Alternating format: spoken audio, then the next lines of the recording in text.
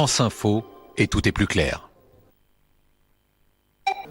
Bonjour à tous et bon réveil. C'est une nouvelle semaine qui commence et vous avez choisi de vous réveiller avec la 27. Eh bien, on dit bravo avec Julien Gall. On est ravis en tout cas de vous accueillir. Bonjour Sébastien, bonjour à tous. Alors, en pleine forme pour débuter cette nouvelle semaine au cœur du mois d'août avec l'actualité qui nous conduira en Afghanistan. Et oui, Sébastien, avec cette prise de Kaboul par les talibans, avec dans cette demi-heure d'information, un reportage au cœur de Kaboul sur l'angoisse que vivent les habitants, le témoignage de Aziz Far, qui est journaliste RFI d'origine afghane, et puis l'analyse d'Étienne Lénart, le chef du service international de France Télévisions. Et on verra que cette situation en Afghanistan, cette déroute, elle fait la une même de la presse régionale ce matin. Beaucoup de questions, on y consacrera d'ailleurs une grande partie de nos journaux dans la matinale de France Info. On se retrouve dans une demi-heure avec toute l'équipe. À tout à l'heure.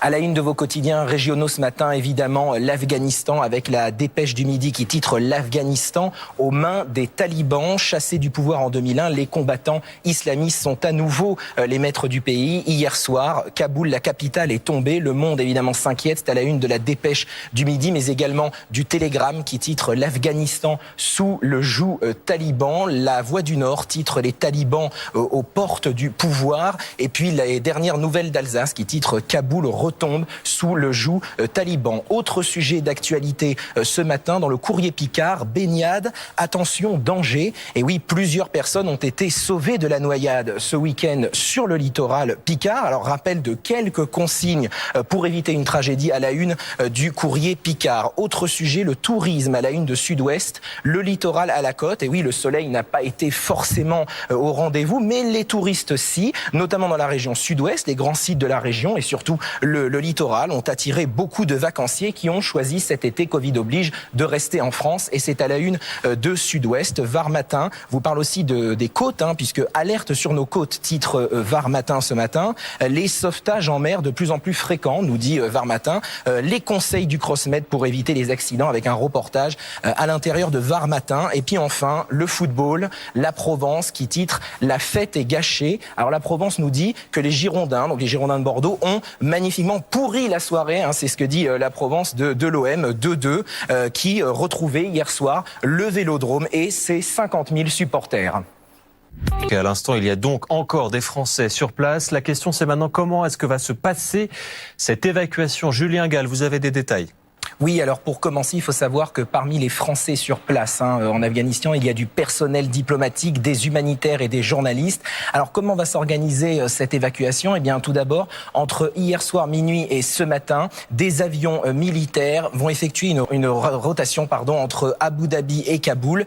Puis ils vont rapatrier les Français vers l'Hexagone pour ensuite l'ambassade de France. Il faut savoir qu'elle va être relocalisée à l'aéroport d'Abu Dhabi, dans le but de faciliter la délivrance des visas aux Afghans qui ont travaillé pour la France et qui souhaitent quitter le pays. Et côté international, Julien, comment ça va se passer ces évacuations ? Côté international, effectivement, de la même façon, en réalité, les Pays-Bas, l'Italie, l'Allemagne et les États-Unis vont eux aussi relocaliser leur ambassade et envoyer des avions militaires en Afghanistan. Une exception tout de même, la Russie, qui estime avoir reçu des garanties suffisantes de sécurité de la part des talibans pour rester sur place en Afghanistan. Effectivement, la Russie, la Chine également maintient une présence diplomatique sur place. Merci beaucoup, Julien Gall. Voici ce qu'on pouvait dire de la situation.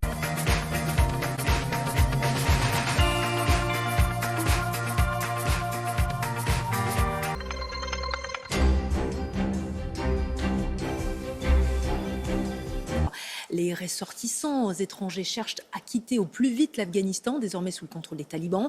Des départs précipités qu'il faut organiser.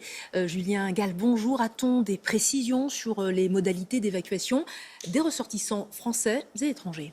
Alors ce qu'il faut savoir tout d'abord, c'est que parmi les Français sur place, il y a du personnel diplomatique, des humanitaires, des journalistes. Alors comment s'organise cette opération qui s'appelle Apagan ? Dans un premier temps, il faut dire que l'ambassade de France se relocalise à l'aéroport de Kaboul pour faciliter la délivrance de visas aux Afghans qui ont travaillé pour la France et qui souhaitent quitter le pays. Et il faut dire aussi que depuis hier minuit et jusqu'à ce matin, des avions de transport militaire sont envoyés vers les Émirats arabes unis. Ils effectuent une rotation entre Abu Dhabi et Kaboul, puis ils rapatrient les Français vers l'Hexagone.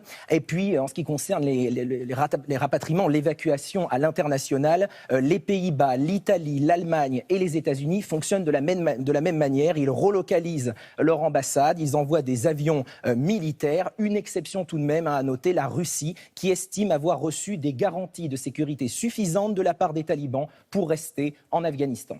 Merci Julien. Il y a encore des Français sur place. La question qui se pose, notamment après avoir vu les images de l'aéroport, c'est Julien Gall, comment concrètement va se passer l'opération de leur évacuation ? Alors dans un premier temps, il faut dire que les Français qui sont sur place, ce sont du personnel diplomatique, des humanitaires et des journalistes. Comment va s'organiser donc cette opération qui s'appelle Apagan ? Dans un premier temps, l'ambassade de France a été relocalisée à l'aéroport de Kaboul pour faciliter la délivrance de visas aux Afghans qui ont travaillé pour la France et qui souhaitent quitter le pays. Et puis dans un second temps, depuis hier soir minuit jusqu'à ce matin, des avions de transport militaire ont été envoyés aux Émirats arabes unis pour effectuer une rotation entre Abu Dhabi et Kaboul, puis rapatrier les Français. On le voit sur votre carte, la France n'est pas le seul pays qui s'inquiète pour ses ressortissants. Oui, exactement. Alors, en ce qui concerne donc à l'international, les Pays-Bas, l'Italie, l'Allemagne ou les États-Unis, eh bien, c'est la même chose qu'en France. Ils vont relocaliser leur ambassade et ils envoient des avions militaires. Une exception cependant, la Russie, qui estime avoir reçu des garanties de sécurité de la part des talibans pour rester en Afghanistan. Merci beaucoup, Julien Gall, pour ces explications sur France Info. Tombée, la capitale, les talibans ont gagné, a reconnu dimanche soir le président afghan. Et bien sûr, il y aura forcément des rapatriements à mettre en place, puisque des Français restent sur place. On a appris tout à l'heure de la part de Florence Parly, un ministre des Armées, que les premiers rapatriements auraient lieu dans la journée. Pour en parler, on va rejoindre Julien Gall. Bonjour Julien, comment va se passer cette opération de rapatriement ?